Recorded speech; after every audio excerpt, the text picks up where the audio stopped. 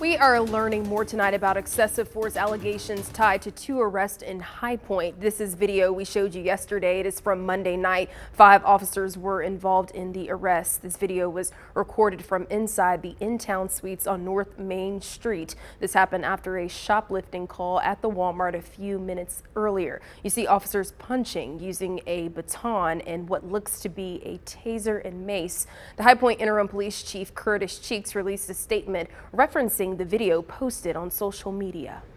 WFMY News 2's Amber Lake reviewed police procedure, court documents, and the 911 call from the night all this happened.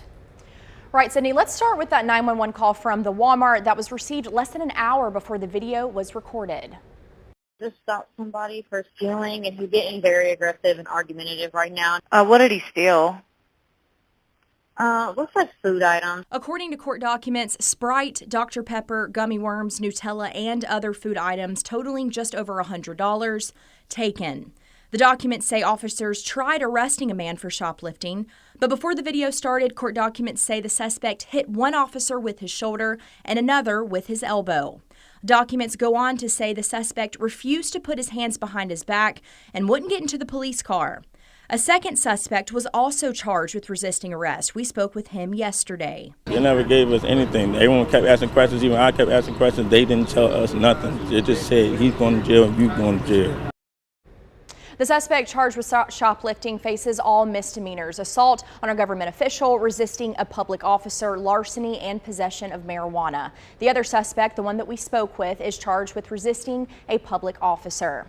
Chief Cheeks says the use of force is being reviewed as standard procedure. In his statement, it reads, "The review is a thorough, multi-step process that looks at how an officer utilized training and equipment and evaluates whether the officer followed our department's policy."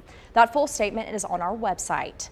I asked High Point Police for a copy of its use of force policy. It states an officer's use of force is reasonable based on the crime committed and if the suspect poses an immediate threat.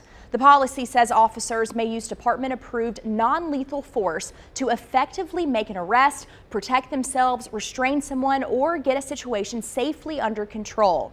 The policy says normally officers are not to hit anyone in the head with a weapon. Only under circumstances that threaten serious injury or death is an officer able to do that. De-escalation is the preferred method for a resolution.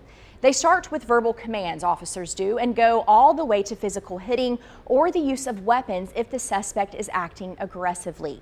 We learned today the officers involved are not on administrative leave. That only happens in use of force cases resulting in death or serious injury. We still have a lot of questions regarding this incident. We're still working to get those answers.